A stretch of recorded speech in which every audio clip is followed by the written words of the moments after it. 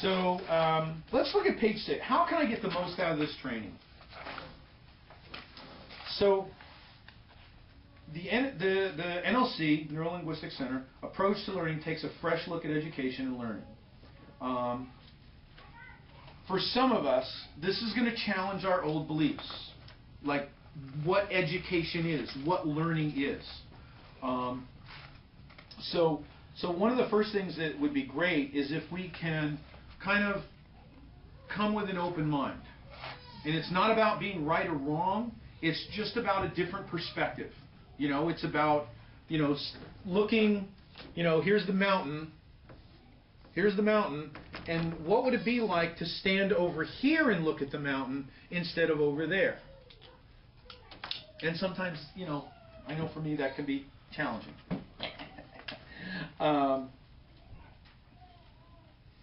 Another thing is, and this is going to be not just as parents, but also as practitioners, there's a lot of, well, it should be this, or children should learn like this, or they should be able to be, see, he's 12.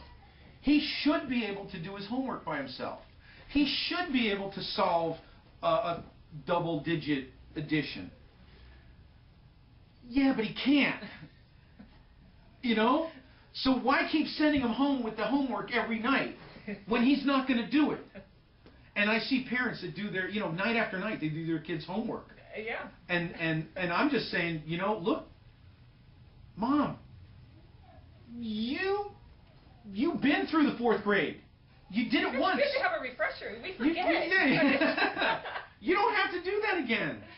And I mean, it's so funny. I had, who was it?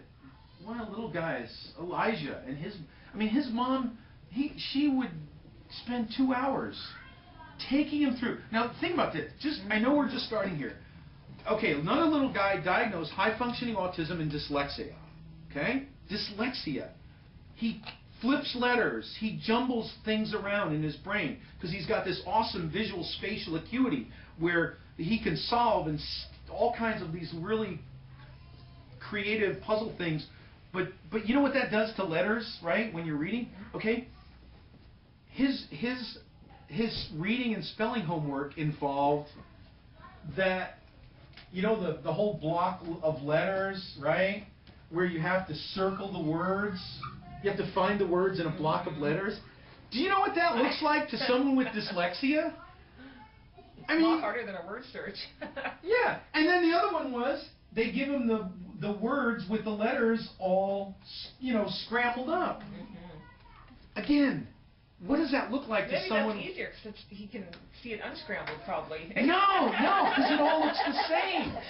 Has anybody ever seen that paragraph where they give you, it's an entire paragraph where the first letter and the last letter are correct, and then all the letters in the middle are jumbled up. Mm-hmm. Most people can read that just fine. See, that's a little piece of what stuff looks like to someone with dyslexia without any intervention or training. So anyway, his mother, night after night, would sit here and literally just do his homework for him as if by osmosis he was going to somehow, why didn't you just say so, you know, or something. I don't know what was supposed to happen. She was probably just tired of hearing the teachers nag at her about it. It's very frustrating. Yes. You get so tired of hearing it. And well, this was a fight. This was a real fight. I mean, she fought with that teacher who has, you know, 22 years of the older they are, the worse they get. Experience. So,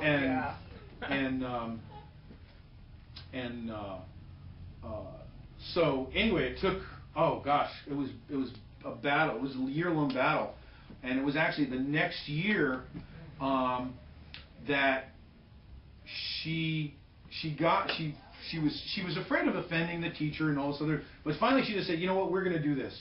We're going to do homework for 45 minutes a night, you know, and that's it. Yeah. We're going to do 10 minutes of spelling. We're going to do 15 minutes of reading. We're going to do 20 minutes of math, and then we're done. That's it. That is our homework night. And I'm a big fan of this. Mm-hmm. I don't advise parents. Okay, what I say very carefully, very often is, if it was my child, I would do this, okay? Because I don't want to get sued. I don't want to be. Yeah. I'm not a doctor. I don't want to diagnose. I don't want to advise anyone with respect to medical or even scholastic issues. So I say, if it was my child, I would do this. And you know what? Guess what happens to when you stop giving a child 2.5 hours of homework a night? Guess what happens to their resistance? It starts to go away. See, when he knows, I'm going to sit down at 3:45, you know, after I get home from school. I get home from school at 3, and I get to have a snack, and I get to have a break. I get my wiggles out, and then I go sit down. I do my exercise. I get settled. I do my homework, and by 4:30 or thereabouts, I get to go play. You know what? Even a child who's like really got a lot of negative stuff, if you can get him to do this a half a dozen times, he's going to catch on. He's like, oh wow, I really do get to play at 4:30. See, he's not going to resist that anymore. He's not going to fight you on homework. But if he knows that the moment he sits down at 3:45, he's got another 2.5 hours of homework. He's going to avoid that. He's going to use every trick in the book. Every little gimmick, everything he's ever learned on how to push your buttons or avoid or delay, he's going to pull everything out of the. Does that make sense? Mm-hmm. With good reason. I mean, if I worked 8 hours, do I want to come home and do another 2.5 hours of work? No, I'm done. So, anyway, we implemented this program for him, and little by little, he came along.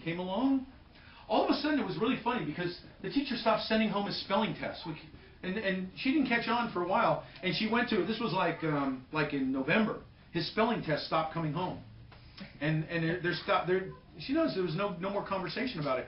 And then in February, they had this meeting, and all of a sudden, she gets to see all his spelling tests. 19 out of 20. 18 out of 20. Because they want you to sign them. Yeah. All of a sudden, because, you know, I mean, there was this big fight about having to write it 3 times and do all this nonsense. And she just threw it all out. She just said, put a big red X through it, said, I'm not going to do it. We're going to do this spelling strategy. We're going to do this and this, then this and these things. And all of a sudden, the spelling test stopped coming home. And it wasn't until February, and she found out that he'd been getting like you know, B pluses and A's. This was somebody who was getting 2 out of 10 and 3 out of 12. Sometimes none out of 12. And now he's getting, you know, 14 out of 16 or 16 out of 18 or 8. You know, it's pretty cool. Pretty impressive. Pretty amazing. So anyway, I digress. So opening up to new ideas.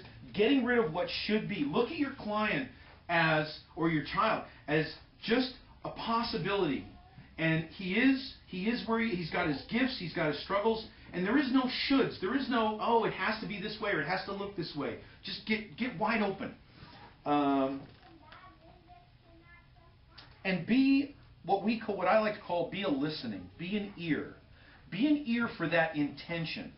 Don't get fooled and triggered by the behaviors, you know. And look, come on, as parents, we got egos. We don't want to have our kids defy us. Or I once heard a mom. This was so great. She said, it was kind of one of those maybe Freudian slip or something. She said, "My daughter, she's defiling me. She's defiling me."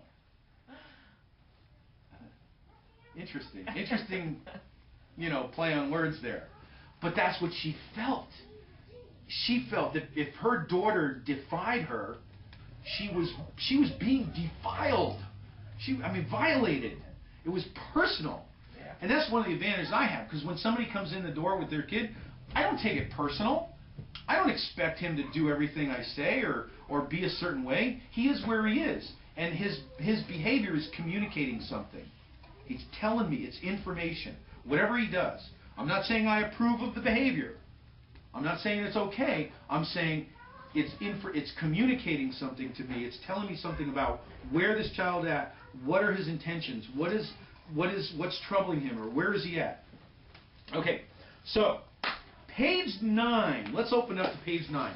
Let's do a little exercise here. And this is something I would have almost every child do when they come to me. So there's a couple of things here. What's going to get me out of bed in the morning? What's going to get me to do all those stupid little things that I have to do, my homework and reading and this, that, and the other thing? Well, it could be someone pushing me from behind and micromanaging my life, right? Yeah. Right? But what happens? Does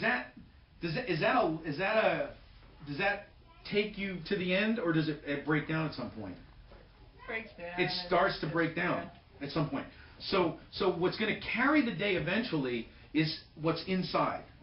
What's motivating me? What's driving me? And if I can connect those silly little tasks and those things that I'm not really crazy about doing, you know, to what I really want, what's really important to me, it makes it much easier to do that instead of go watch TV or play video games or ride my skateboard or something like that. Okay. And there's a couple of ways to make that connection. It's not always conscious. Sometimes if you can make it unconsciously, it's even better. So the 3 things I want most in life are, go ahead, take a couple of minutes and just have some fun. We're supposed to write this as ourselves? Yes, as you. Why do you want to, what's important to you? Why do you want to be here? What are you going to get out of this? So the 3 things that are important in life are,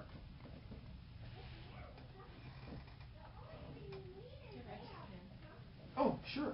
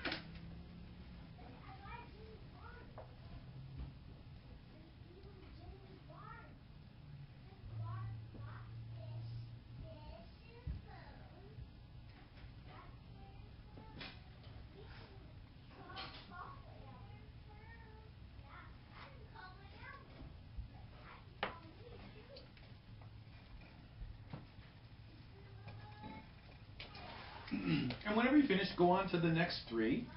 So my top 3 reasons for taking this training. Why am I here? What am I going to get out of this? Why is this important to me? Why do I actually want to pay attention to what this guy's saying?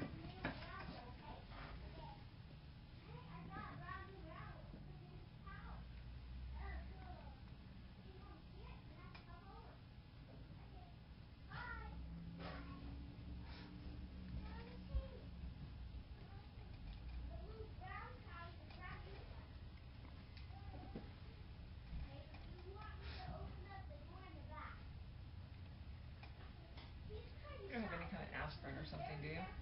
Anyone? Yeah, we do. Something? I mean, you're an adult, so yes. I can give it to you. I just want over the counter, nothing crazy. Yeah. Aleve, Advil, Tylenol.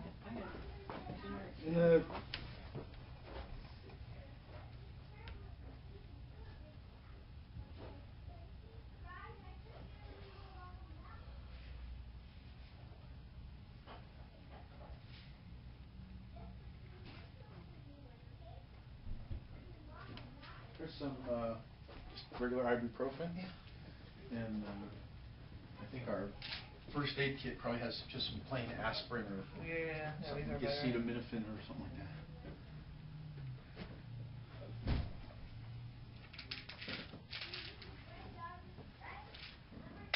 So if anybody's done and wants to, just read off a couple of what you have. If you want to share, no pressure. What I have found, the things I wrote, they kind of are the same things. Mm-hmm. Uh-huh. Mine was too. Good. That's okay. Yeah, that's very good. I thought I was cheating. Okay. I just copied it from the time I was reading. No, that's what you're doing should be in alignment with your goals, the things that are important to you. Does that make sense? Mm-hmm. Your values and goals should be aligned. And a lot of times, one of the things kids will resist is doing something if it doesn't feel it's important to their goals. If they don't get it, if it's, I mean, just a few of the failures that I've had over the years, kids that wouldn't engage in the program or wouldn't complete the program, in most cases, they did not and would not believe that education was important to them. I'm going to be, I mean, this kid was 9 years old. Every day he came in camouflage. He looked like a little miniature Desert Storm trooper, okay? And his belief was that he was going to learn to hunt and fish and be like his dad. Live off the land. And his dad was a fireman, and he never saw his dad read a book or anything like that. And as far as he was concerned, education was just a waste of time. And that's a tough one. That's a tough one. In older kids, that shows up as resignation as they go through the system, and they're fighting and fighting and fighting the adults around them, and they're not getting anyone to hear them and say, look, this doesn't make sense to me, I can't do this, and well, just try it anyway, or do it this way, blah, blah, blah, blah, blah. At some point, resignation sets in. That can be tough to pull them back from that precipice. So we always like to get them before that. We like to get them while they're still engaged. But even little tasks, even if they don't see that, taking out the garbage has any value or any use to me, right, they're not going to do it. They're not going to want to do it. If they don't feel that homework is connected to stuff that they obviously, almost every kid wants to graduate, whether it's because they want to go to college or they just don't want to look stupid.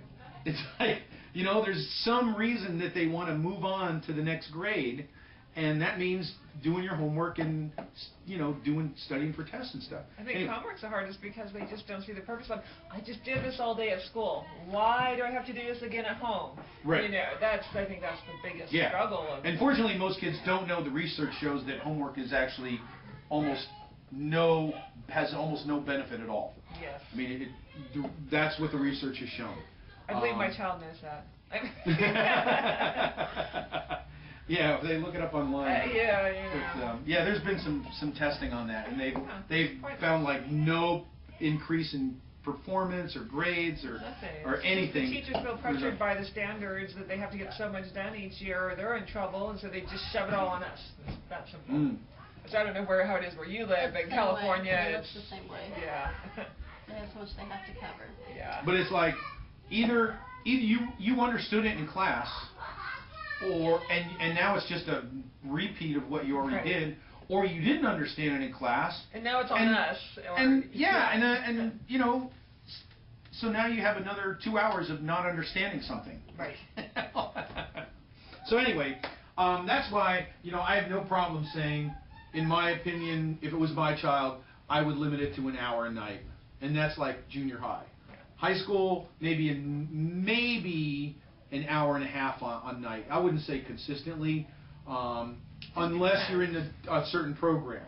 Like my son, Avery's going to be in a private school. He's going to have an hour and a half a night. That's his commitment with the classes and the class load that he's taking. When he goes to college, it's going to be like a day off for him. It's going to be like a vacation after going to this school for 4 years. Or 3, because he's already a sophomore. But for, you know, for your junior high, about an hour. Under 5th grade, 4th grade, I'd say 45 minutes tops. And 1st and 2nd grade, 30 minutes. That's my opinion. That's just my humble opinion. But that's really work. That's like being able to do the work. That's understanding the work, and being focused enough to get the work done in a good flow. Question? My granddaughter, she just started kindergarten. She already knows all her letters.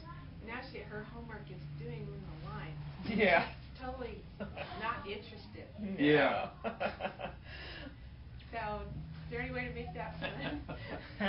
Oh boy, I'll have to think about that one. I think you got the kids that really love to draw, and so they like making those letters, and then you have the kids who is just torture, the whole idea behind the printing. And I taught my son to type early. That's been a godsend for us.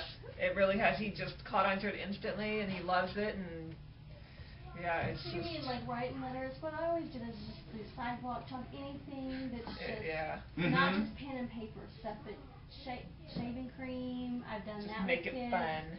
I've done sticks with sand or dirt, whatever. I've just done different. We're things like really that. big on Play-Doh here. Yeah. I'd say if she's Make anything like my She son. likes the letter. She just doesn't, because now she has to learn The line thing, yes, and having to make it so precise and so. Try different. Well, we'll cover that under the alphabet. Okay. We'll cover a couple of things. There's a bunch of things for different kids that you can do. Almost any which of is more fun than just writing the letter 1,000 times. Okay. So, anything else anybody want to share about why they're here or what their goals are?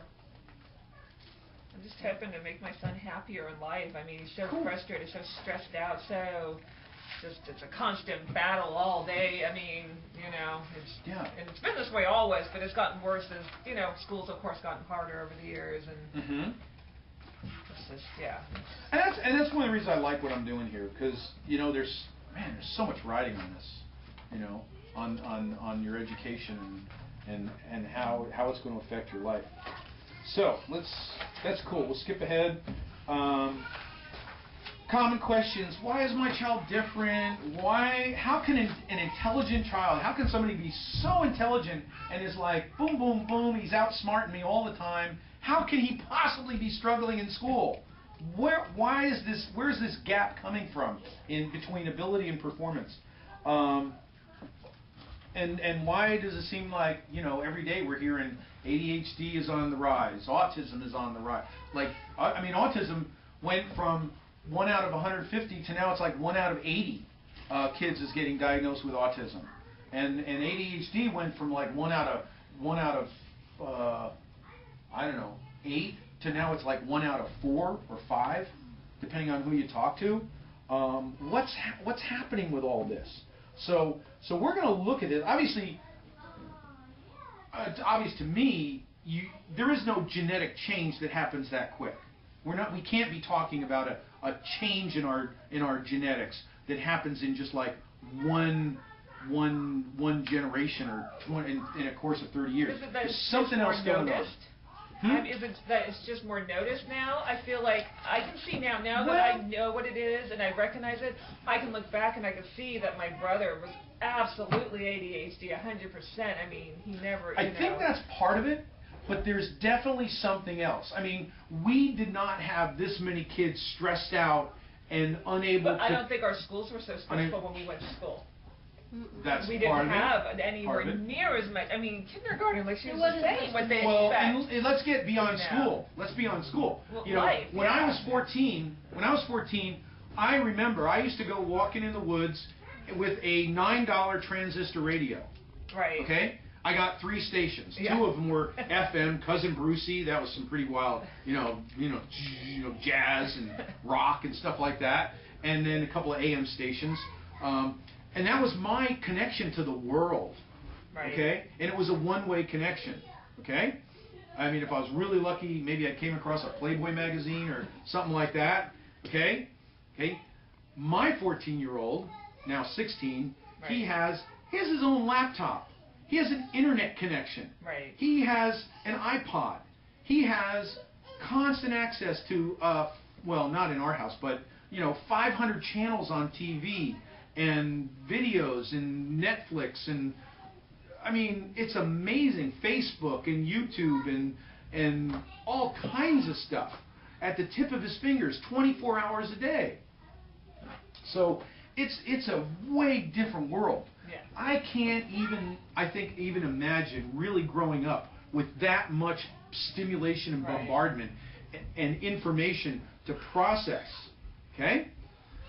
The closest thing I can come to is being out in nature, and maybe think back a couple of thousand years when there is no alphabet, there is no symbolic information, really nobody to talk to, and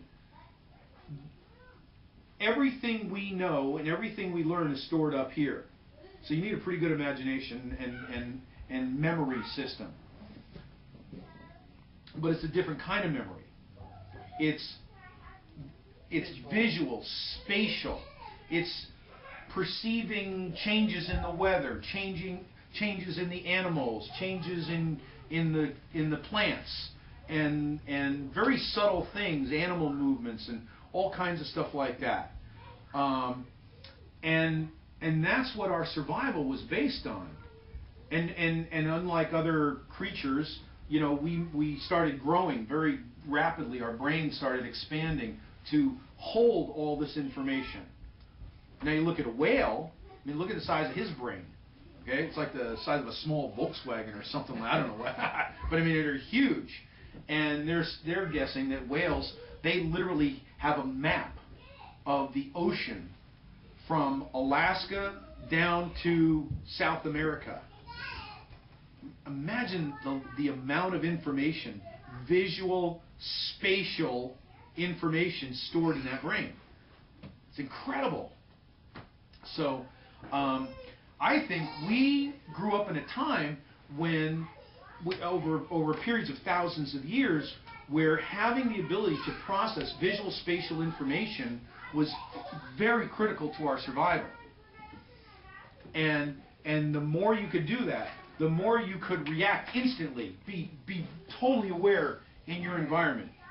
Aware, binocular vision, right? You're fight or flight. You're either chasing your food or you're being chased. It's one of those two, okay? Not much in between. If anything else, you're asleep. When you're awake, you're either chasing the food or you're being chased. You're running for your life. So imagine that, and imagine the skills that would develop, right? The high alert, the energy level that would evolve, and the memory systems that would evolve under those circumstances. And I got turned on to that point of view by reading Tom Hartman's The Hunter Child, ADHD and the Gift of the Hunter Child. Actually, it's the Edison gene, after Thomas Edison. ADHD and the Gift of the Hunter Child. Opened my eye, blew my mind. So imagine that we grow up, evolution in over thousands, tens of thousands of years in this type of environment. And all of a sudden everything changes. We settle down, we start raising crops, we start, instead of roaming around, now we're huddled into these little villages where, everything's the same. You wake up in the morning, you do the same thing you did yesterday, you go to sleep, right? You harvest your crops, or you kill a few animals, or whatever it is, very basic plan. Well, now your survival skills they start changing, right? Now survival is more about establishing an order, a routine. Does that make sense? We start dividing up information into, this guy's a farmer, and this guy's a rancher, and this guy is a tailor, and this guy, or whatever it was back 1,000 years ago. So for a couple thousand years, you have this very, very different set of skills. That's very, very different from that hunter-gatherer lifestyle. So everybody kind of settles into this routine.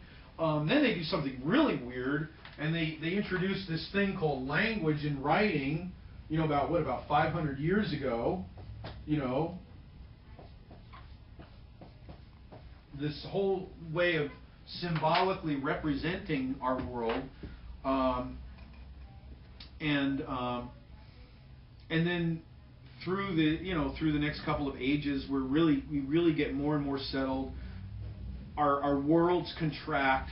We get more and more inside, more disconnected from that visual spatial, that complex world of nature and everything. And there's another type of thinking, a left brain thinking now starts to evolve. And of course, if you compare the right, I call it the right brain, but that visual spatial intelligence, and you compare that to that little half dollar size part over here, which is our auditory processing, right? That little spot right there, right?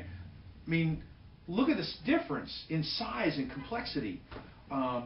So this whole thing where we need to talk to each other and relate to each other and process this symbolic information rather than the real world is a fairly recent phenomenon. But taking us through the Dark Ages and through the Industrial Revolution, it tended to serve us pretty well. But now look at the age we're in. This post-industrial age where things are now, even though they're man-made, they're not nature. It's not the complexity of nature like a patch of grass or a trail or weather. Now just the man-made complexity is reaching that same level. The amount of information that kids are processing on a daily basis is huge. It is astronomical compared to what they were processing 50, 100, or even 1,000 years ago. So our survival now in this post-industrial age really depends on some very old skills coming back to us. Look at the guys who succeed in our culture. The guys that make billions. They're not thinking like accountants. They are not thinking like the way our kids are being taught in school. You don't create Google and YouTube by thinking linearly and solving little mathematical formulas and putting everything in your life in a nice, neat box. And here's this and here's that. No, you think over here and you pull this over there, and social networking and video technology and internet technology and this and programming, and you swirl it all together, and oh, look at this, YouTube or Facebook. Boom, revolutionize the world. So, very, very, in my opinion, the way the world is moving and has begun, I mean, we're well underway in this move, this transition in a post-industrial society. The kids that are now thinking more and more in this outside the box, this different type of visual spatial complex processing, I think they're going to have a leg up in this world as they grow older. If we can get them through the high school stage. If we can get it through an educational system that's designed for a very different process. I mean, our educational system started out, as being, you get through the second grade, you read and write, and you're done. That was it. Pretty much. It was all repeat after that. It was all. Maybe by 100 years ago, they were starting to, there were a few people that would go on to higher education, and then the schools became really a kind of a representation of that industrial age, that very orderly kind of Newtonian assembly line type of thinking, as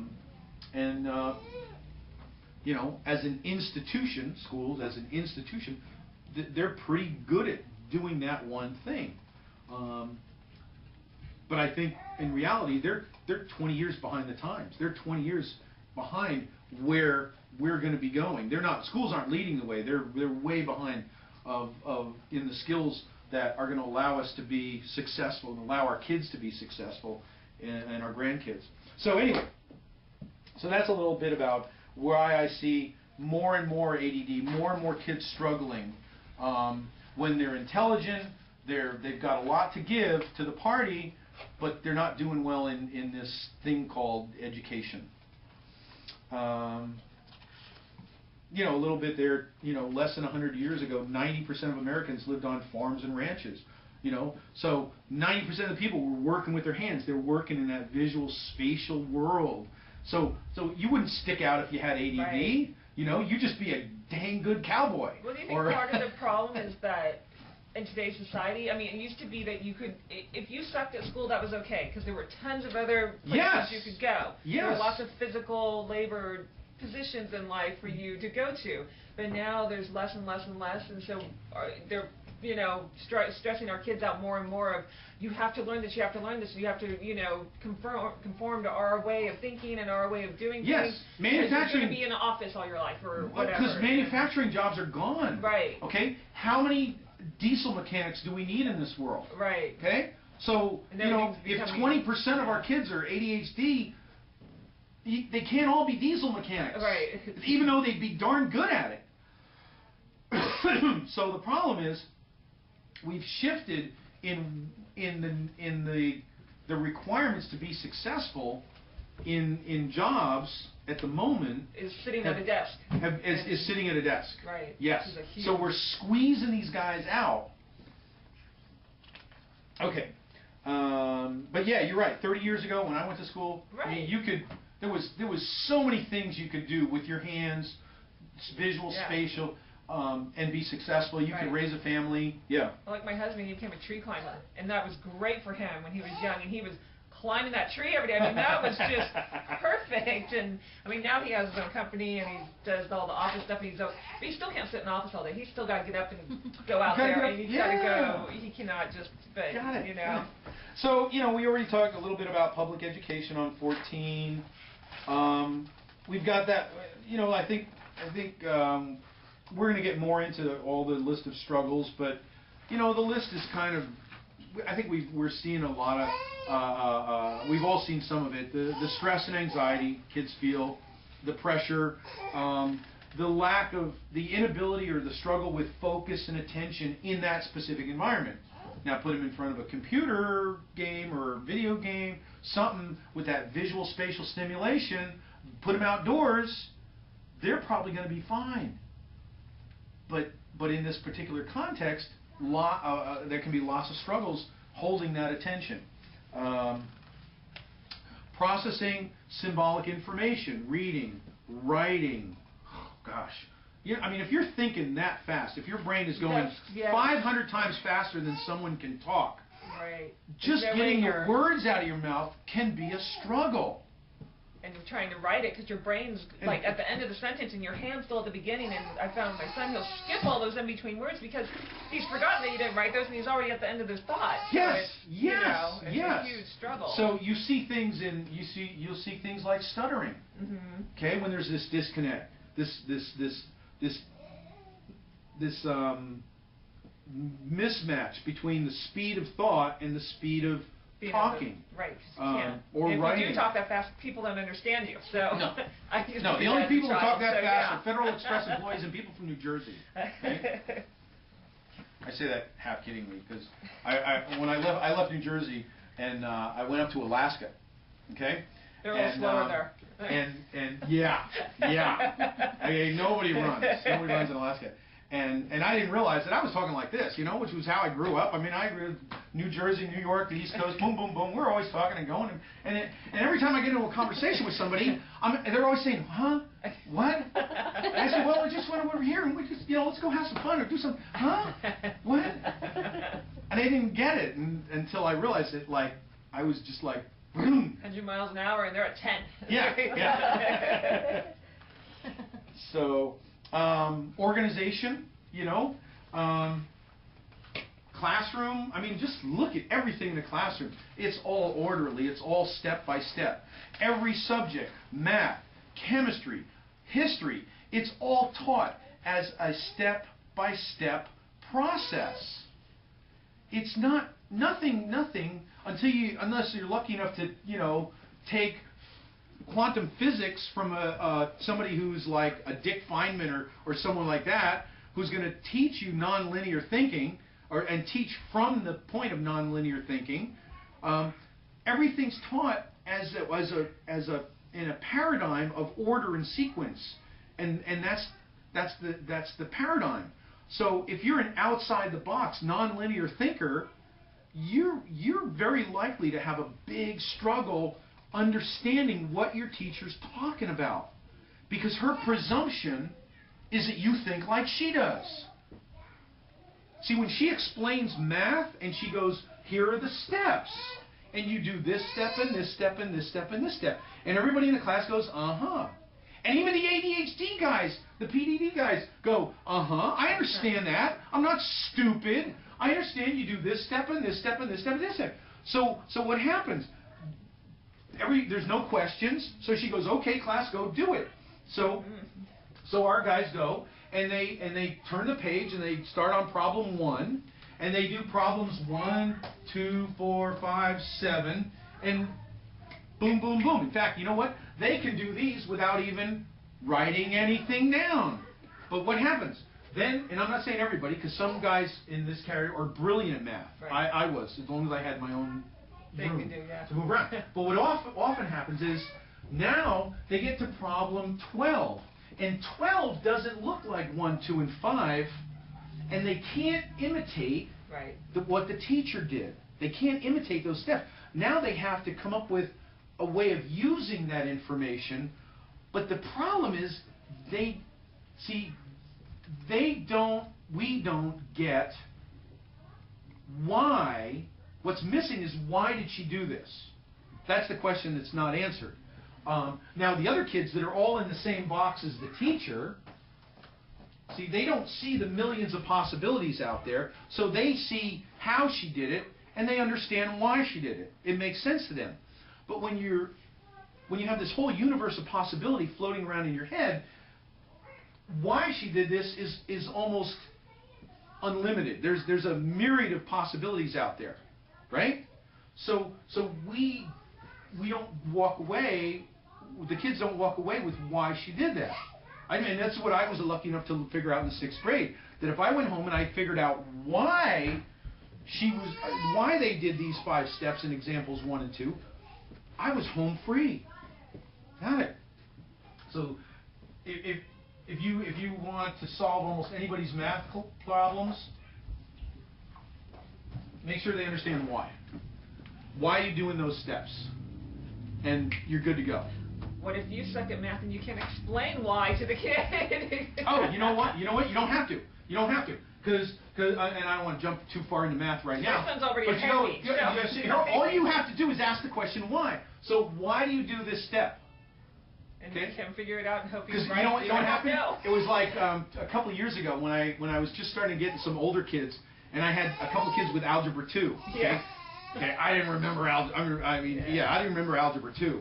You know, systems of. Because you never use it in real life. Yeah, very rarely.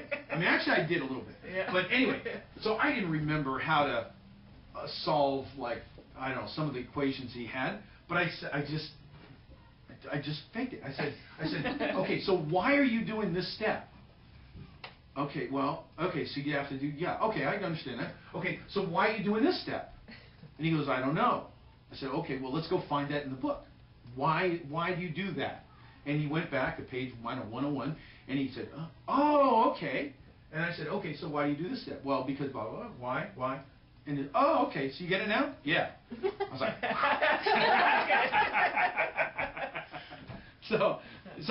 so moms, you don't have to know algebra 2.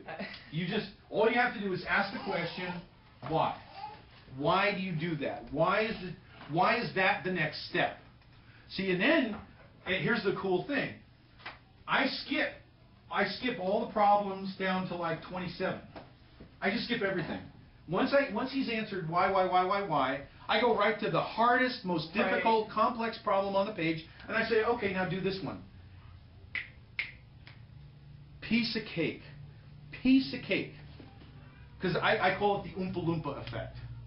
Okay? We'll go into that later on. The new Oompa Loompas, not the old ones. Yeah, they scared me a little. Yeah, see, but once you answer why, all the problems look alike, like in the new Willy Wonka, where the Oompa Loompas were computer generated, right? They all looked exactly alike. In the old Willy Wonka, they were different. But if you don't know why, the minute the problem starts to shift a little bit, you can't imitate what the teacher did, you're lost. But if you understand why, Now all the problems look alike. There's no problem at all. You can do the easy ones, you can do the hard ones, the ones in the middle, no problem. Okay, anyway, but that's math. We'll be talking about that more later. So it's possible that someone with a pervasive developmental disorder, whatever the exact diagnosis is, they can have problems in any or all of these areas.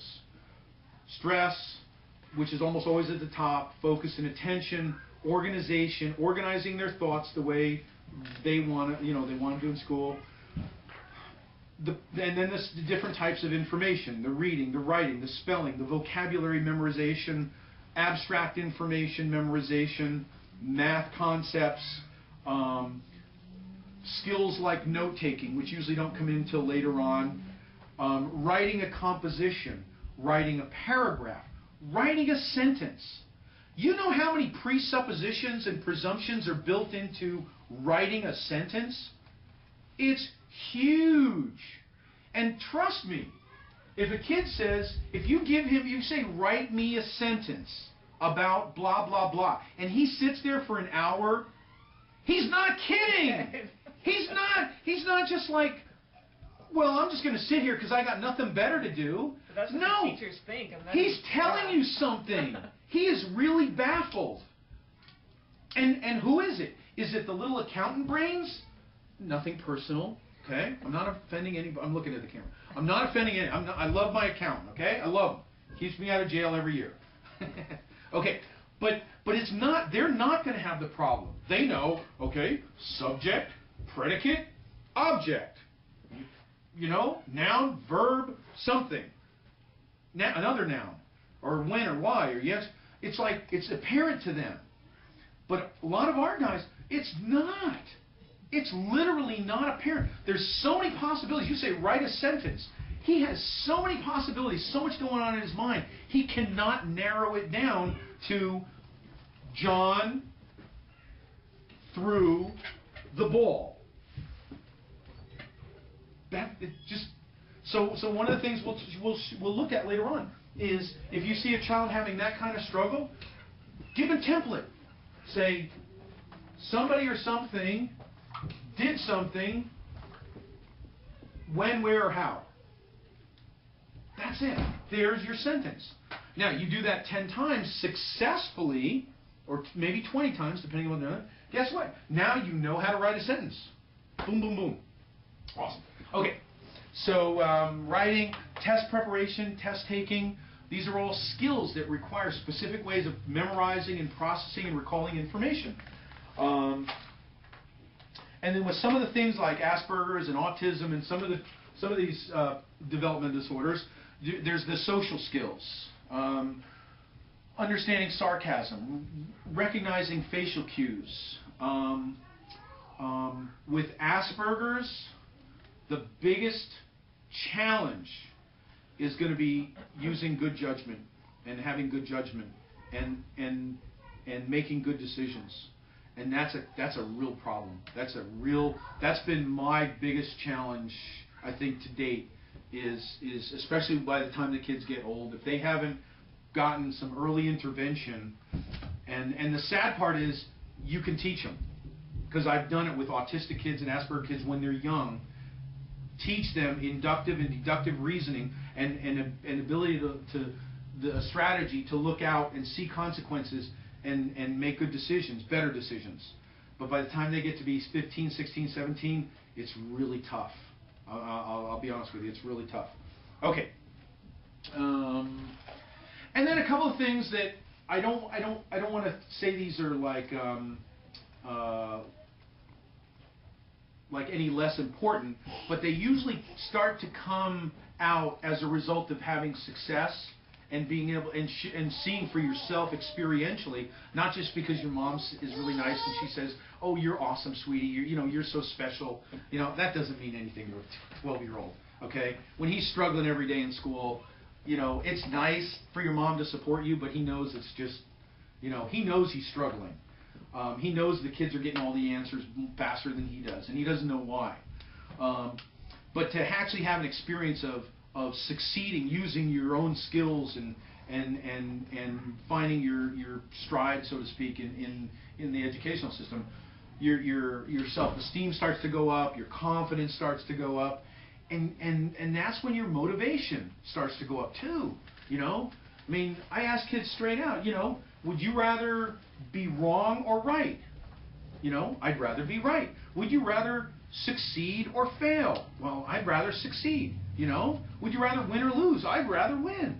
So if he's constantly getting problems that he can't do, if he's constantly getting assignments that he kind of feels like he sucks at, who in their right mind wouldn't avoid that?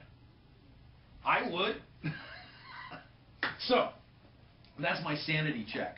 You know, if he's avoiding work that he can't do, to me that's a sign that he's like actually got it sane, a good head on his shoulders. And then ultimately, this is the sad part, when it gets to be, it leads into frustration and anger. You can't trust the adults around you because they're not listening, they're not hearing. You know, I've said it I don't know how many ways. I've thrown chairs, I've hit people, you know, with whatever, pencils, and nobody's getting it. I can't do this. I don't know what the heck you're talking about.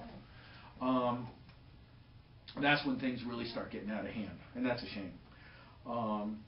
So the old view of learning challenges, brain dysfunction. You know, you get those EEGs out, and you show, well, this kid, he thinks differently than normal kids. Yeah, so did Einstein. What's your point? You know, so did Da Vinci. So did Thomas Edison. So does Walt Disney. Yeah, of course he thinks differently. Lack of intelligence, not with this group. And that's one of the big problems. See, schools are set up to handle ordinary kids, and they're set up to handle stupid kids.